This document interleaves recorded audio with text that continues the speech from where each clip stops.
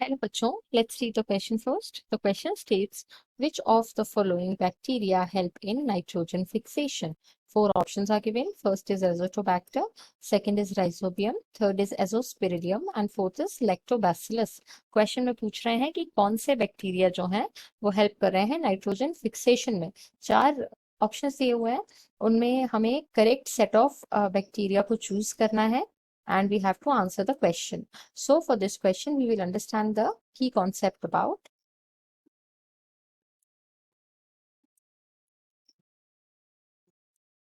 biological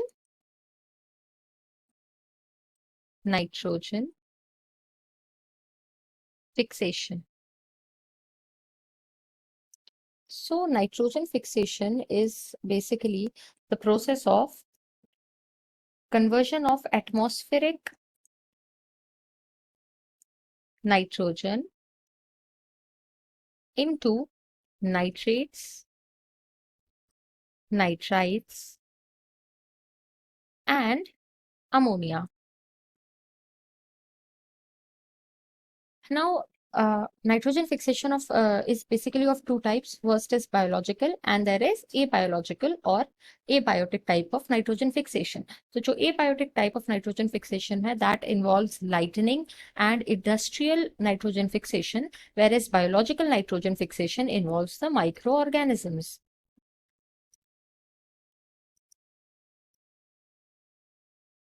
So we'll look at the biological nitrogen fixations. Since for this question bacteria are involved,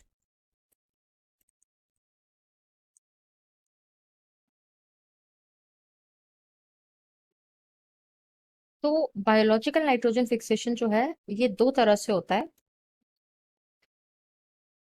एक होता है symbiotic type and another is non symbiotic.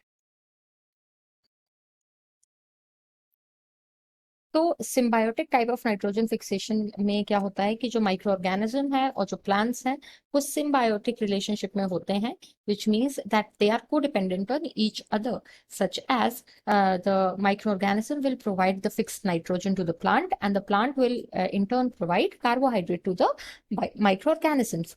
Now in non-symbiotic type of relationship, free living organisms are involved which do not form any kind of relationship with the plant, they just fix the atmospheric nitrogen. तो symbiotic जो होता है वो भी दो type से होता है। एक में होता है नोड्यूल फॉर्मेशन, जिसमें क्या होता है जो बैक्टीरिया होता है वो कॉलोनाइज कर जाता है प्लांट के किसी पार्ट में और फिर उसके बाद नोड्यूल बना लेता है, यानी कि वहां पर मल्टीप्लाई कर देता है और फिर उसके बाद वहां पर नाइट्रोजन फिक्सेशन करता है। और एक होता है नॉन नोड्यूलेशन, यानी कि नोड्यूल फॉर्मेशन इन्वॉल्व नहीं होता है इसमें। तो अब हमने बायोलॉजिकल नाइट्रोजन फिक्सेशन के बारे में देखा। अब हम क्वेश्चन के ऑप्शंस देख लेते हैं। फर्स्ट ऑप्शन में एजोटोबैक्टर की बात हो रही है, तो ये एक free living nitrogen fixing bacteria है, यानी कि ये इन्वॉल्व होगा non symbiotic type of biological nitrogen fixation में।